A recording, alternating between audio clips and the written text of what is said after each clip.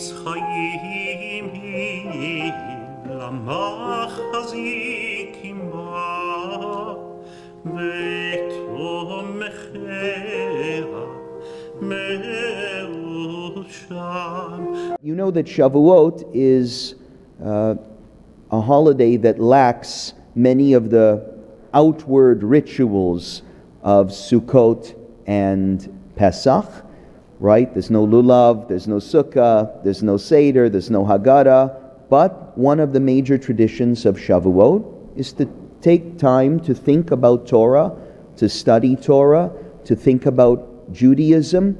And so this presentation that Rabbi Sachs and I have organized, which is a discussion on Jewish continuity, is motivated by that aspect of Shavuot, that is giving all of us an opportunity to think about Judaism, and specifically the topic of Jewish continuity. And we chose this topic because I think that it's a theme that I think about a lot, that Doris thinks about a lot, that Rabbi Sachs thinks about a lot. It's what we talk about at almost all of our staff meetings. What can we do to better engage people? What can we do to ensure a stronger future both for our synagogue and the wider Jewish community? So what we're going to do now, Doris opted out of participating in the discussion, but maybe she has some comments afterwards that she'd like to add. But Rabbi Sachs and I are going to have a discussion following two presentations that we'll each make individually on the questions of Jewish continuity. I'm going to speak first, then Rabbi Sachs is going to speak next, and then we'll have a conversation, and hopefully it'll give you all something to think about and perhaps a deeper appreciation for Shavuot and what we're supposed to be thinking of on Shavuot, and a deeper appreciation for Torah. So shall we dive in? Jewish continuity.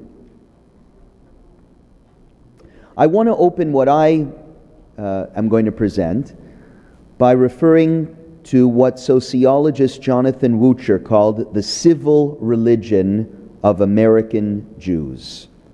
What is the civil religion of American Jews? He was talking about the myriad of popular civic, cultural, and advocacy organizations that serve the Jewish community today. Here in Toronto, think of our many civic Jewish organizations.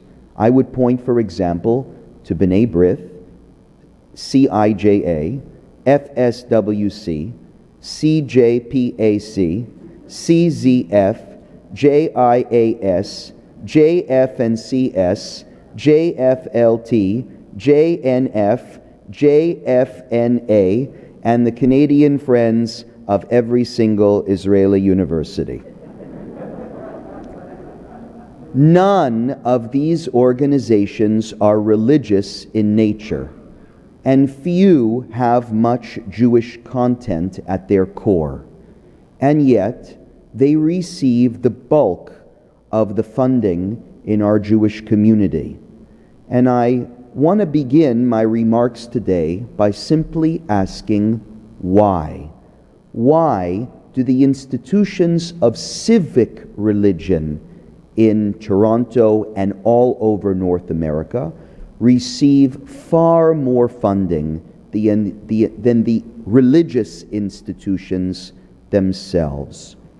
And I ask that question because I deeply believe that in the absence of Judaism itself, and by Judaism I mean prayer, Torah learning, the observance of the mitzvot, in the absence of those, none of those institutions of civic religion are likely to exist in the future.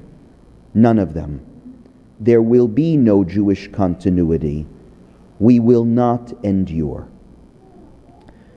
The freedoms that we have enjoyed on these shores have allowed each one of us to freely opt in or freely opt out of Jewish life.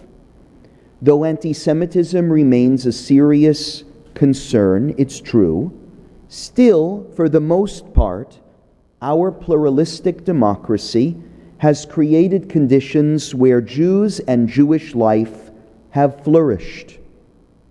Historically speaking, we are living in the best of times, in the best of circumstances. Nobody would want to change that. But all along, the freedoms that have been given to us have presented tremendous challenges to Jewish continuity. These challenges are growing. They're growing ever more dangerous, ever more pernicious, ever more all-consuming.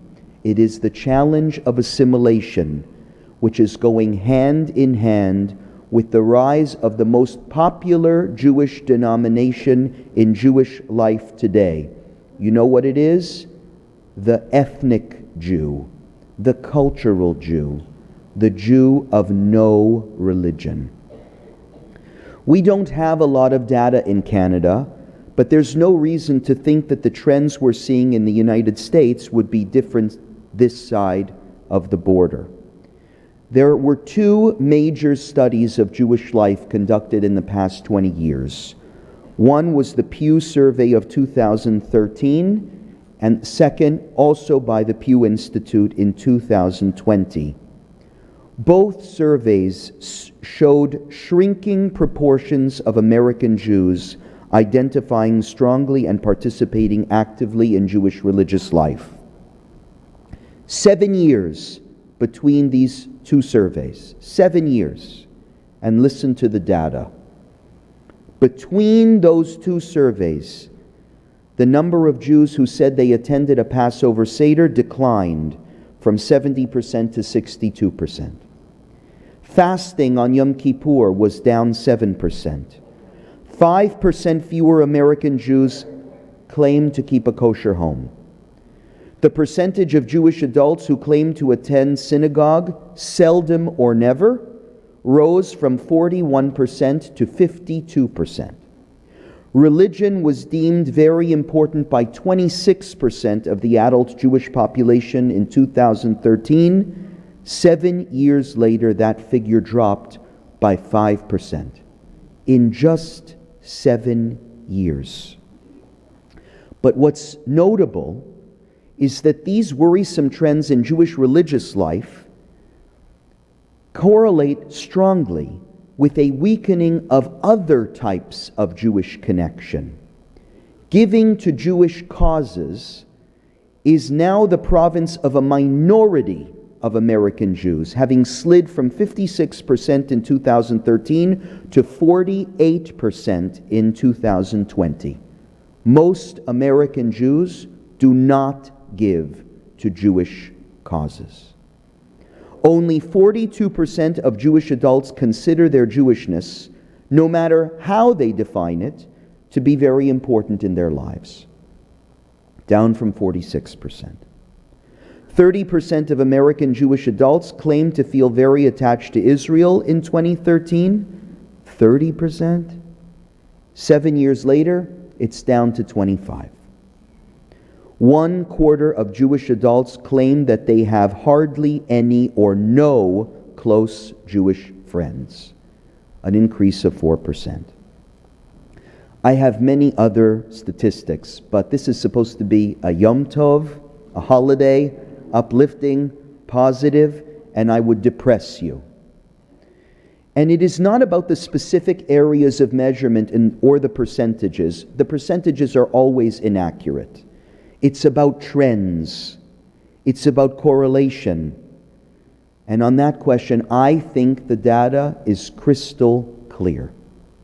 American Jewish civil religion is corroding alongside the American Jewish synagogue religion.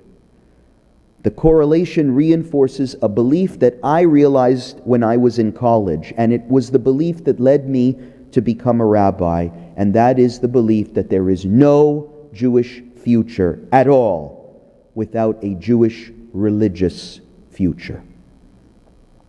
Today we're celebrating the giving of the Torah and the 613 mitzvot. It is only by way of mitzvot, positive acts of Jewish identification, that Judaism will survive. Mitzvot are the commitments and commandments by which one Jew connects to God, but also the way one Jew connects to his or her fellow. Mitzvot connect us to Jewish identity and continuity. We light the same Shabbat candles. We sing the same prayers. We read the same books. We observe the same festivals, the same ones as the Jews who have come before us, those who are alive today, and those who will come after us. That's Jewish continuity. Without mitzvot, there is no community. Nothing like the community we see in the space we're gathered in today. Mitzvot trigger the memory that has kept our people together across continents and through the generations. A community cannot survive on what it remembers, wrote the late conservative rabbi and scholar Arthur Hertzberg. A community cannot survive on what it remembers. It will persist only because of what it affirms and what it believes. This is why I think it's appropriate for us to be having this discussion on Shavuot. It is Torah observance that has kept us as Jews, defined us as a people, and that is the key to Jewish continuity. It is so obvious, and yet we're afraid to say it. We're reticent to affirm it. The fact that our religious institutions, especially our day schools, struggle much more than the alphabet soup of secular Jewish organizations that we have in this community, suggests that we are afraid, hesitant to confront and address the central issue of Jewish continuity in North American Jewish life. We are afraid to admit the truth that the Jewish community life we have built here is crumbling. It's crumbling because we never built it on the right foundation. We never built it on the foundation of Torah. That is why, respectfully, I have had many disagreements with Rabbi Sachs on the question of outreach efforts to unaffiliated Jews. In my opinion, individuals lacking Jewish literacy are very unlikely to become active participants in Jewish religious or communal life. That may not have been the case in previous generations, but I do believe that it is the case today, as sad as it is for those of us who value the presence and participation of every self-identifying Jew. But look at the statistics.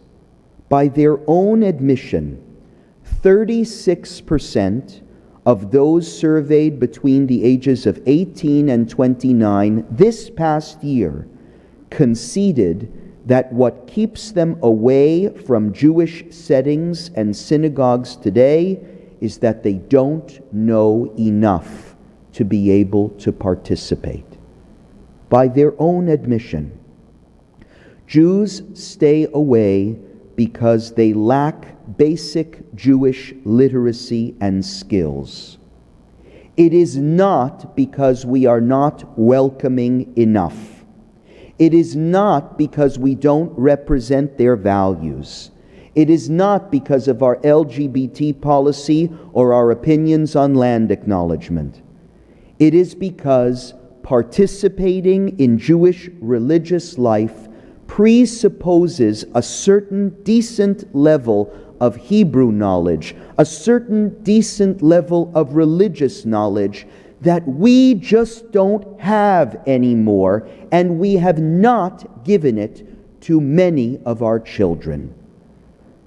In the words of my colleague Rabbi Elliot Cosgrove, I quote him, American Jews are more at home debating the Iran deal and the grades of uranium that can be weaponized than we are opening a prayer book.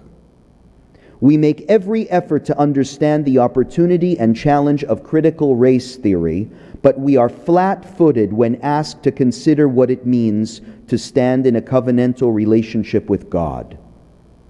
We are willing to drive for hours to freeze on the sidelines of our children's club sports, but we find ourselves unable or unwilling to sit next to them in synagogue on a Friday night or Shabbat morning. We will try any fad diet other than the one prescribed in the Torah. We would rather label another Jew a self-hating Zionist or settler colonialist than acknowledge that our children or grandchildren have no ostensible connection to Judaism, never mind the state of Israel.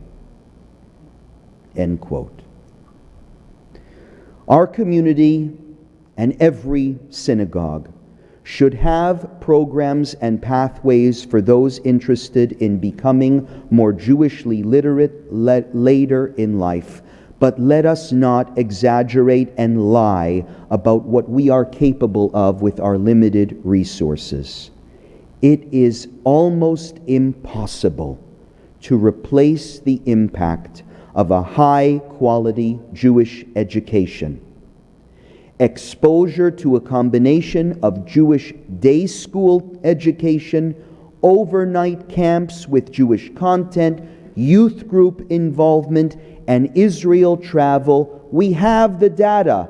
Only they produce adults who are likely to become active participants and leaders in their Jewish communities.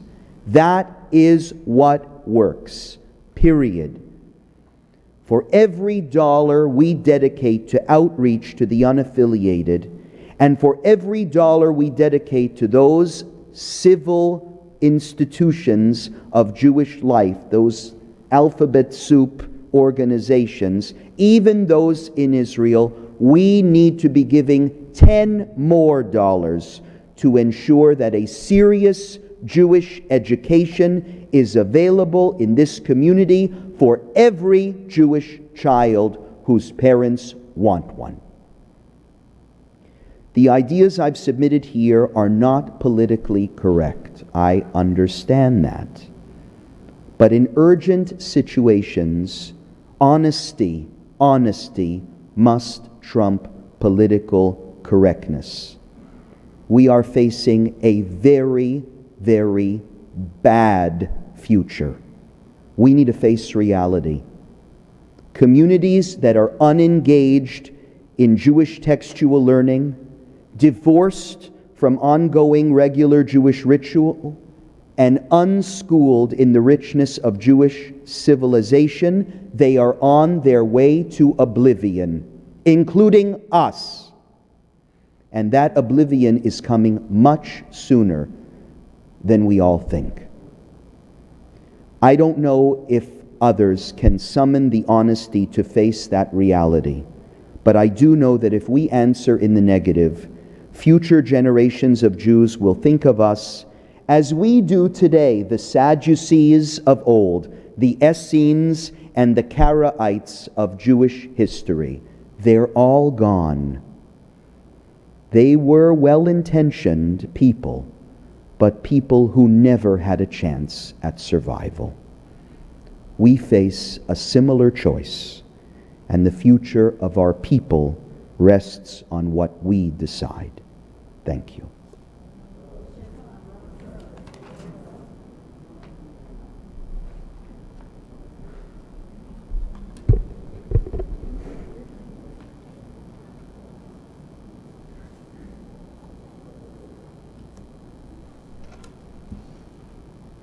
It's a tough act to follow.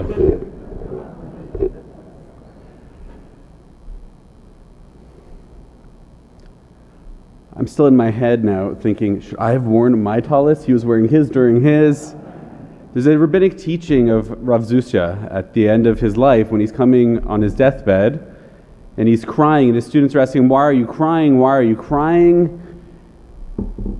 Is it because the end's coming? And his answer is no, it's because I know what's going to happen next. I know the questions God's going to ask me when I'm in heaven. And his students say to him, why are you crying then? You're a wonderful rabbi, you're a wonderful teacher, you're a wonderful father, you're a wonderful leader, you're a wonderful person. Why would you be crying? And he says the answer is, it's not that God's going to ask me, why wasn't I this or that? Why wasn't I like Moses as good of a teacher? Or why wasn't I like Abraham as good of a leader? The question will be, why was I not me in the fullest version of myself? Why was I not more like Rav Zusya? And I know that story, and I want to be Rabbi Sachs, but I still can't get out of my head. Should I have worn my tallit up here? I was thinking as you spoke about the reason you became a rabbi. When I think back, it was actually for me, it was when I was in university as well that I decided I wanted to become a rabbi. And I looked around and I saw all of these different people in our fraternity. I was in AE Pi, about 70-odd young Jewish men like myself who went to public school. Some were day school students who were part of USY or NIFTY or some even NCSY. Some who went to Ramah or like me went to a JCC summer camp. All these different opportunities and experiences.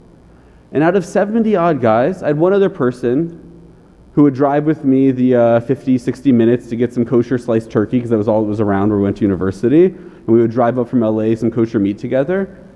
There was maybe one other person that I could see at Shabbat services at Chabad, or would really be willing to come with me to Hillel for a religious program.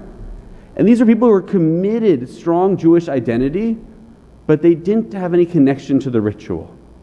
The ritual side of it meant nothing to them. And it was difficult for me because ritual was such a big part of my life at that point. And it gave me just so much comfort and strength in difficult times. And the traditions also made the good times that much better, that much more enjoyable, celebrating them in community and connection with my fellow Jews, both the past and present and future. And so for me, that was when I decided I wanted to be a rabbi, was to reach out to those types of Jews. And I think part of our disagreement might be in the reasons we became rabbis.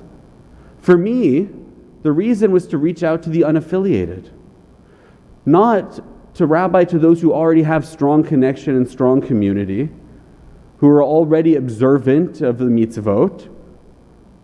Right? If everybody in my shul observed every mitzvah, I would say it's the time for me to move on to a new shul. It's not the shul that's for me.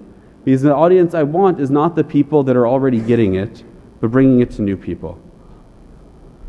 But so as you were talking and speaking, one of the things that occurred to me is we really, I don't think, disagree in as much of a major way as it sometimes seems. Now, I would have said some of the things you've said differently, but I've said before from the Bima that we need to do a better job of Jewish education. Right? The conservative synagogue service is, I think, probably the most difficult service to get into. It's certainly the longest service, generally, amongst all the faiths, or all the denominations of Judaism. The Orthodox tend to go through things very quickly, and it's all in Hebrew, and it's very quick, it's easy. The Reform movement cuts a lot of things out and does some English, it's easy to understand. We throw in some English, we do absolutely everything in Hebrew as well, and we have this giant service that just gets longer and longer in each generation. And you really need a lot of knowledge. When to stand, when to sit, what to say, what to repeat, when to be silent. It's an uncomfortable place to be. I think that goes into welcoming. I think not having the basic skill set to feel comfortable in a synagogue is part of welcoming. The two aren't so different. We need to do a better job of educating the next generation.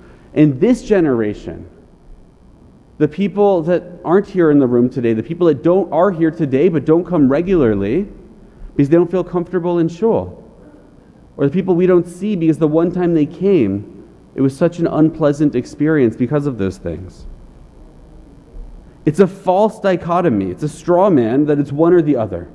We can do both. We can educate. We can even give $10 towards building a yeshiva.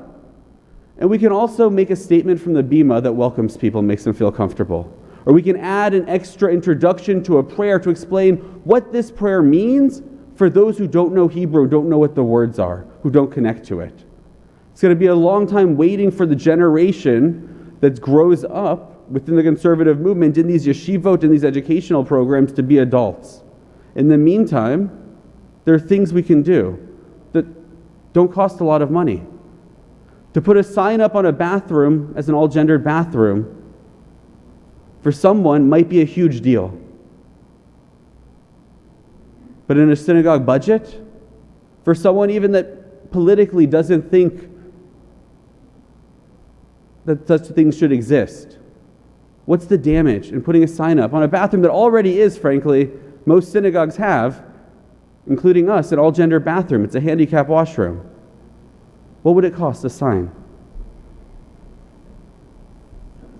So you cited some interesting statistics.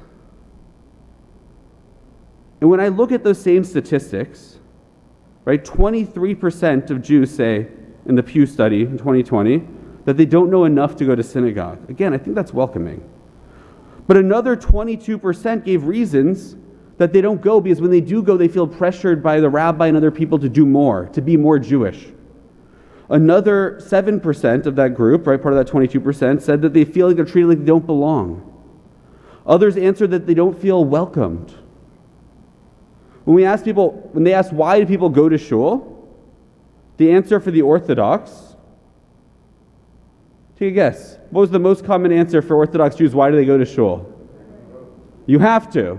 87%. That was the reason they go to shul. Well, for the non-Orthodox, you think it was 87%? We know why we go to shul. We go to shul 90% because they find it spiritually meaningful. So for people that don't know the service, don't feel comfortable there, don't feel welcomed there, is the synagogue a place that feels spiritually meaningful?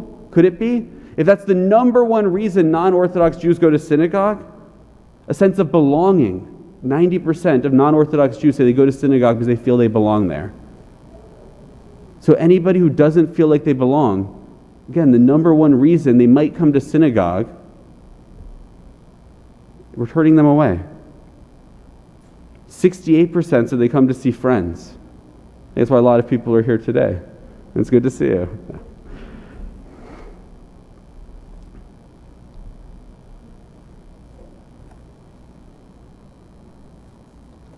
When I look at these statistics, there are parts of them that look grim. I share your fear for the future. But then I also look and I see that a shockingly large of 18 to 29-year-olds here in Canada in the Canadian study are members of synagogues. Doris would tell me it's because they're on their parents' membership. So we don't have to trust that part. But of those 30 to 34, about 50% of Jewish adults in Canada, are members of a synagogue.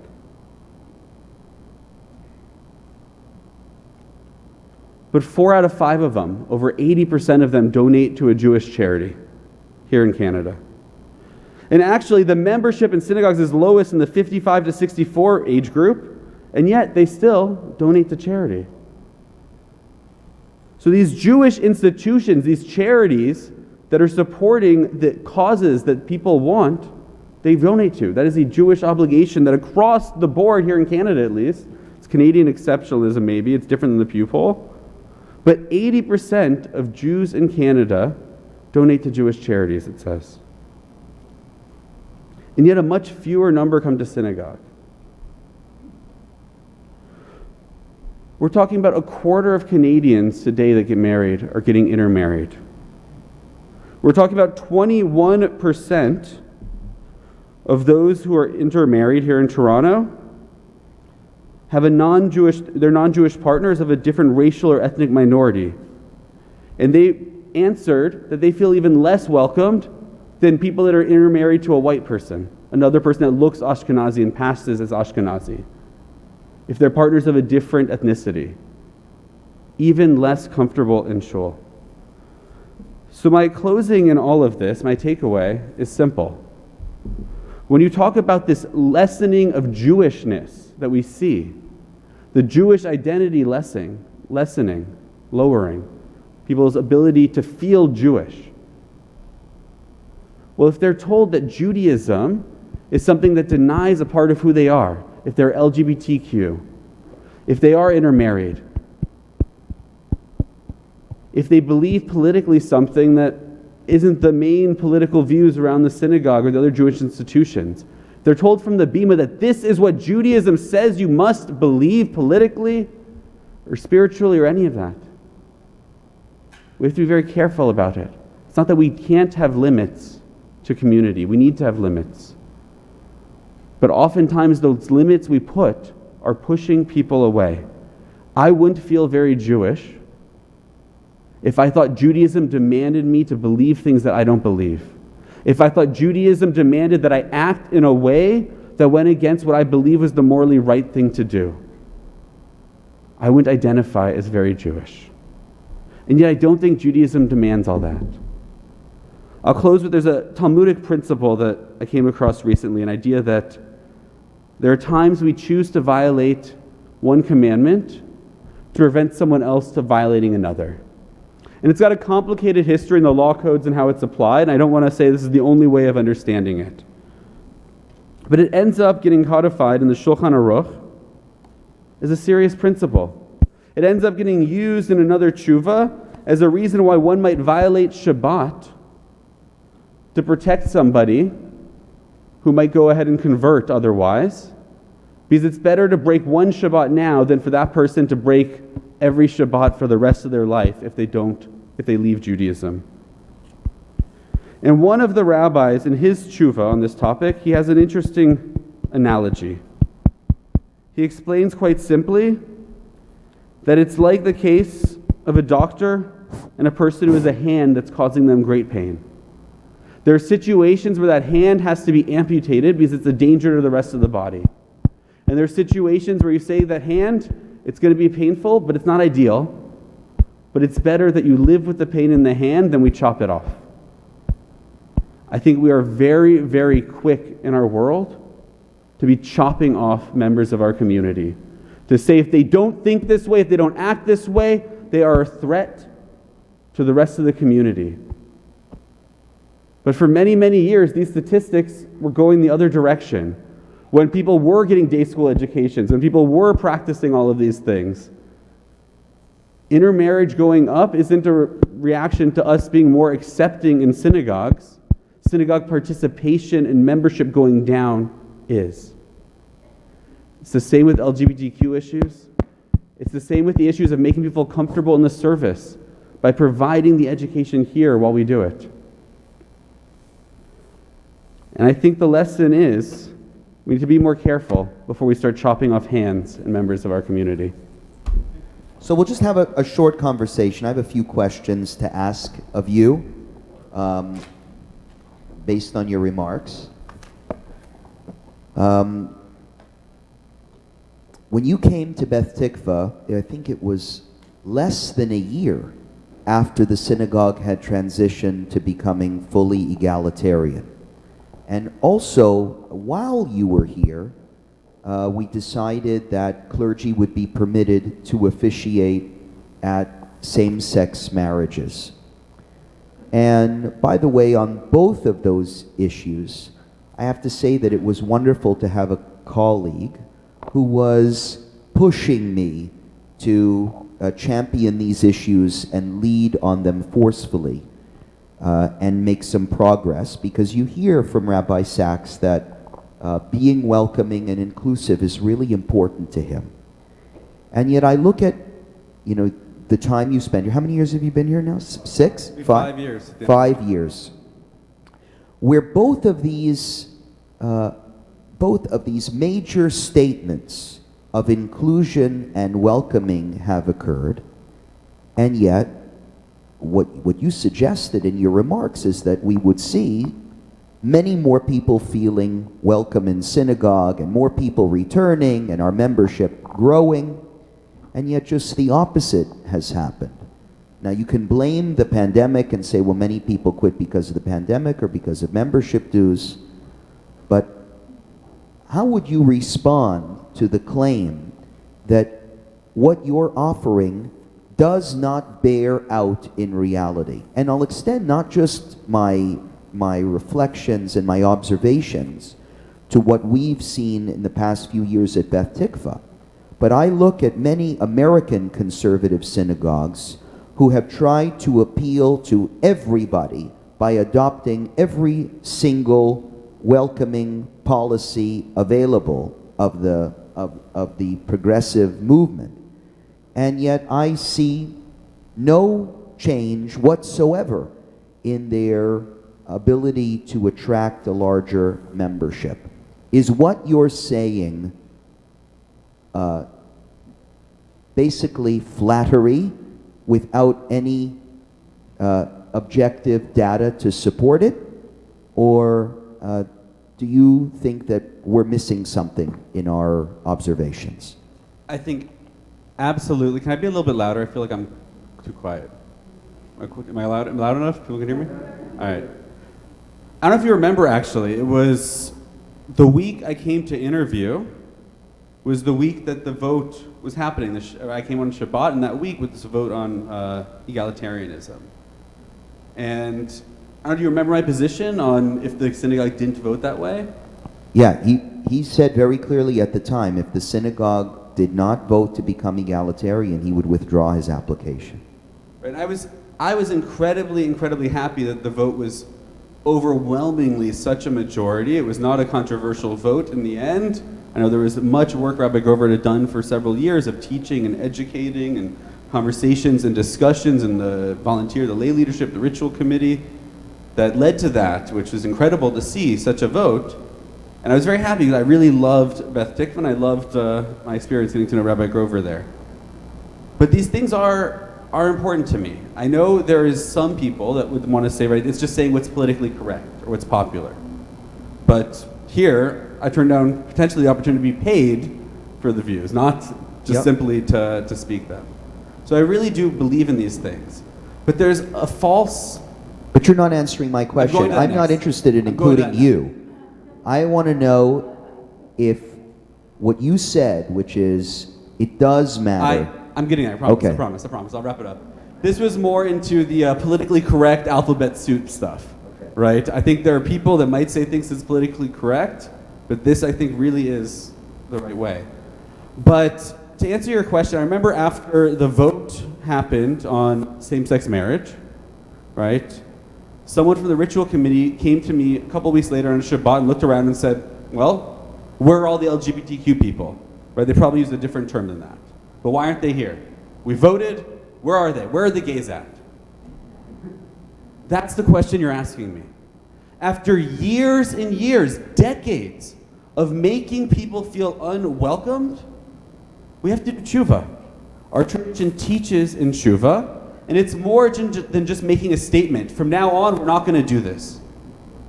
But we have generations of women who are told they don't belong on the bima. Right? Reading Torah and things like that. It's great. We have so many women now that participate and do aliyot. We only have a few women that I see wear talitot. Even fewer that will put on tefillin. Because it's ingrained in people's minds. This is a male commandment, a male act. It's not for me.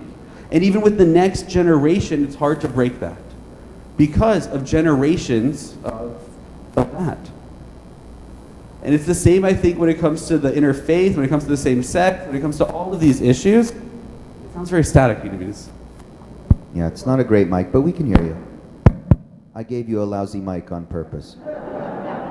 I noticed I was sitting in that chair and you switched on me. Everyone saw that. But to answer your question, it takes more than just a token act, a statement. Because that ends up just being tokenism. That ends up being a meaningless thing to make a vote.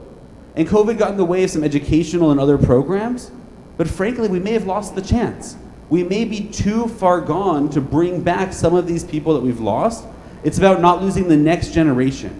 The teens that are growing up right now and here and at other synagogues, there's no reason to suspect that they don't have the same general percentage of people that identify as non-binary or say they're LGBTQ+, or going to go and marry someone not Jewish or anything else that's with the general population. If anything, it's probably a higher percent in each generation than the one before.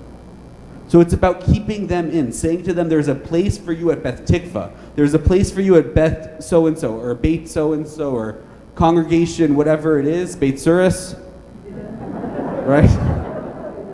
So one of my teachers used to use that as his like generic Jewish shul. But it's about that next generation. There are people that we can bring back, but to expect overnight you're going to make a change and vote in a committee and all of a sudden people are going to show up, it's ludicrous. And I hope you don't really think that's how it works.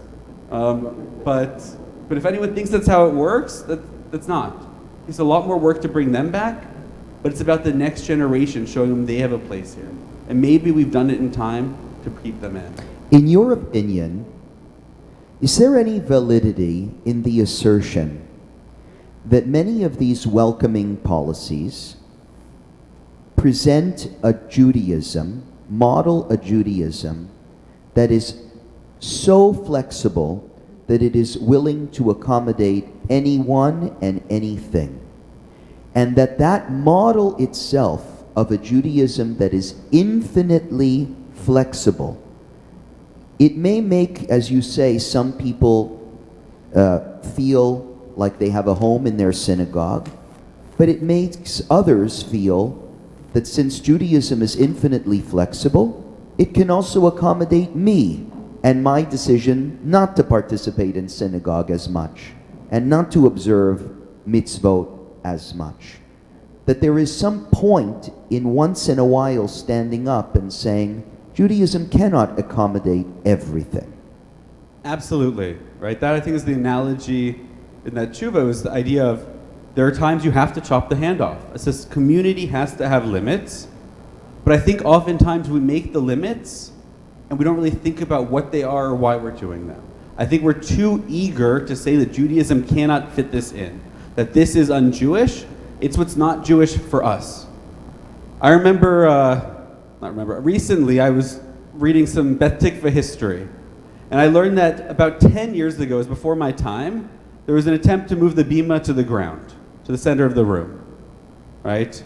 A lot of the comments and letters that were sent in, people didn't like it. They found it disrespectful to have people's backs towards the Torah and the Ark, other people found it disrespectful to the clergy to not have them up on the bima, to have them in the center of the room. It was harder to see. It felt hippy-dippy, right? That's what you picture those California shuls doing, is having a bima in the center of the room, right? But our setup, this isn't a traditional sanctuary. Right? What is Judaism changes. Sephardic synagogues are set up in the circle.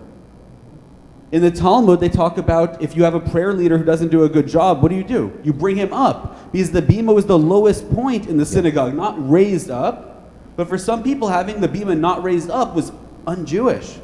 This model is based off of the Christian world, off right. churches What you're in saying Europe is and the Ashkenazi world. Flexibility is important, just as inflexibility is as important. I think we're often inflexible on things that it's fine to say, this is how I want to model my sanctuary. Right. But to just write off anything that isn't your Judaism as un-Jewish is to write off almost every other period in Jewish past. It's dishonest, it's disingenuous, and it doesn't link us to the generations before us. Each generation, Judaism changes. And if you go back far enough on some traditions, they're irrecognizable from what we do. And to say this is the only right way, it makes that other one un-Jewish, what it is. I want to ask you a question now, because you've been going to ask me questions.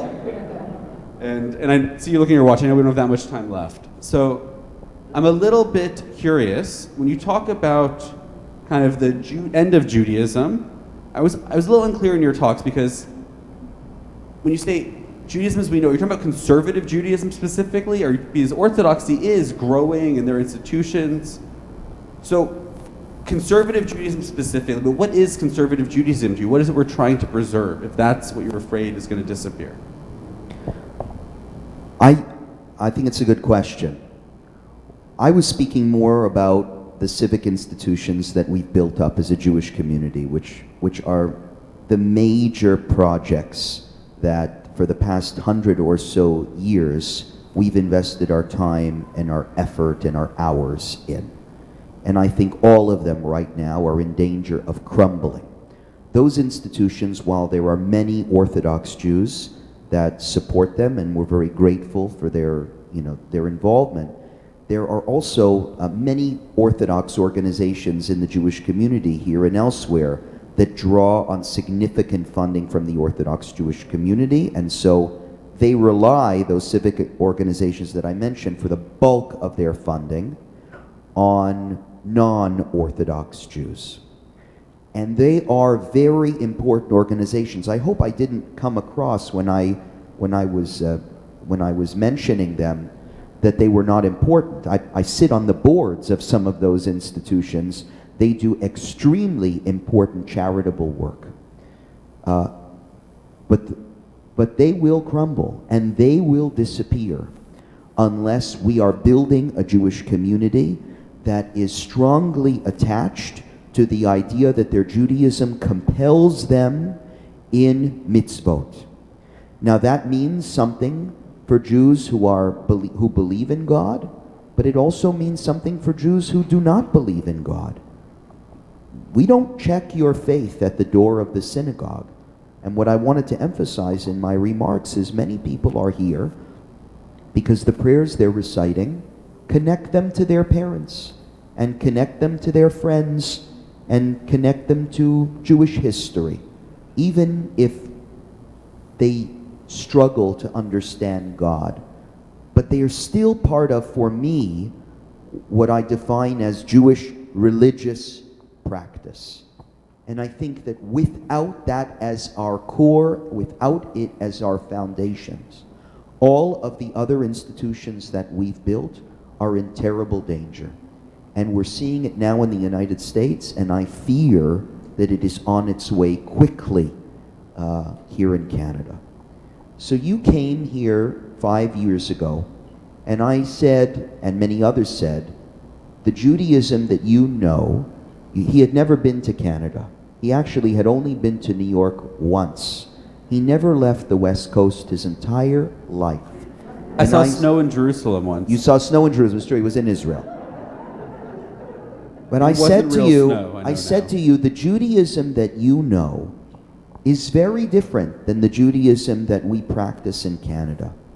And it's not that I want you to realize that your West Coast Judaism is wrong and that our East Coast Judaism is right. I feel like we're in a hip-hop debate. The West Coast, East Coast. West Coast, East Coast. Yeah. But what I wanted you to realize when you came here is the traditions that are very important to many people in our community have enabled us to build strong, active synagogues. And I wanted that to challenge some of the new agey stuff that you were being exposed to on the West Coast as the only exceptional road for the future. So as you now leave Beth Tikvah, I want to ask you, was I right? Was there, in your years here, have you discovered things to appreciate about Canadian Jewry? And how do you think you'll bring some of those, if the answer is yes, how do you think that might inform some of the changes and reforms that you'd like to bring to your new position at Beth Torah? So the first part of the question is absolutely. It really was a wonderful experience coming here and getting to see a community that was very different than what I was used to. Right? Not that such communities don't exist in other places outside of Canada, but the institutions here, the synagogues, it was like walking into a time capsule. I think I got to see the heyday of the conservative movement in the United States, but here. But very quickly, I think we're all watching what happened next after that heyday. Right. As Canada is catching up and conservative and non-Orthodox institutions are shrinking and struggling dealing with modernity. I was surprised when I first came and heard some of the issues and concerns of some of the members of the community. Because they weren't the concerns I was used to hearing from 50 and 60-year-olds in Los Angeles. And Can you give us an example of that? What do you mean? I remember once I when it rained, I was carrying an umbrella home on Shabbat.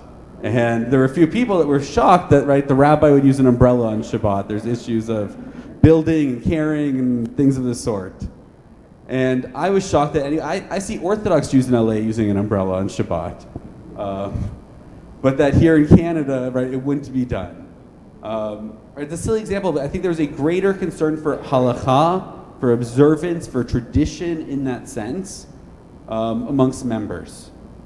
Right. That said, I think by and large, the far majority of the congregation wouldn't have cared if I was using an umbrella or not in the rain. You can correct me if I'm wrong later and tell me. We'll take a poll. But what I saw when I talked to younger Jews, when I talked to people my age, was really the same thing I saw in LA. Right. Except that there weren't places for them. There was no Ikar, the place that attracted all the young Jews in the city. There were no Moishe houses and things then that were attracting everyone in like the valley and around LA. In the 5 years since, there went from one Moishe house in Toronto to I think now there's 5 of them. Even during COVID. Just say a word about Moishe House for those who don't know what that is. Moishe House is like Hillel. It's actually an initiative. It's not through Hillel. It's like Hillel. Base. There's another base I think opening up in Canada as well in Toronto. Which is a program through Hillel but for adults, and Moishe House is similar. They give a bunch of young Jewish adults a stipend to help them live in the house, and in return they host Jewish events for other young adults and programs. So they do things from Shabbat or Passover, holidays, religious things, to just social things. Right. Which again is, when you look at the Pew and the Canadian study and all these studies, what people are looking for by and large is not religious services from their synagogues. And if that's what we think a synagogue is for, we're in the wrong community. We joined the wrong denomination. If services is not that synagogues should not have services. I'll be very clear, because I get accused of saying that, and I think it's important for a synagogue to have services. It's important to recognize that's not how most non-Orthodox Jews connect to their Judaism, and that our time, our money, and our energy and our effort should be devoted equally to the other pursuits that engage them. Other ways of outreach outside of the Shabbat morning service. And yet you're going to a synagogue where this is the only service they have. Shabbat and Yom Tov morning. That's it. So what are your plans at Beth Torah? Well, frankly, I have a blank slate now. I have 6 days a week to start new programs. And I don't have to change a culture of what used to be there or interfere or fight for a day. No, but this is Canasta Day. We can't do that today. Or this day of teaching. We can't do that today. No, you can't do that at this time. That's when this happens. We're going to build it from scratch. And my hope is that it'll be a place for all Jews. That will be able to cater to the needs of those who are looking for a center for religious and ritual life, as well as those who are looking for a center of Jewish cultural life, or spirituality, or just connection and social action, or simply a place to have coffee with friends. And education is included as well. I'd like to start an adult synagogue skills program there, something I'd hoped to start and wasn't able to. And, you know, I hear your passion, and everyone else heard Rabbi Grover volunteer to come teach and be a part of the faculty, right? Right. I want to say that Rabbi Sachs is the first assistant rabbi that I ever worked with. And we met each other before he took this position. And I instantly liked him. We clicked. And it has been an honor for me to learn from you, to work with you, to stand under the chuppah at your wedding, to name your daughter, to be your friend. And I know that I don't just speak for myself, but for everybody in this sanctuary right now. We're so happy that you're staying in Toronto. Who would have thought that anyone from the Valley of Los Angeles would choose to stay in the Arctic tundra of Toronto? Who would have thought? I think we have Lauren to thank for that. Thank you, Lauren, for convincing him to stay. We wish you nothing but tremendous success. Whether you agree with his vision or whether you're smart, no, I'm just kidding. Whether you agree with his vision or whether you don't, I think we're very fortunate in Toronto to be able to have different synagogues that are experimenting with different models all in the spirit of Kiruv, bringing people closer to the Torah, making people want to be more Jewish, more devoted in their Judaism, strengthened in their Jewish identity. Thank you for the ways that you have been there for us, put us ahead of your own personal needs, and we can't wait to see you grow as a senior rabbi and continue to devote your tremendous gifts for all of our welfare. Toda rabah.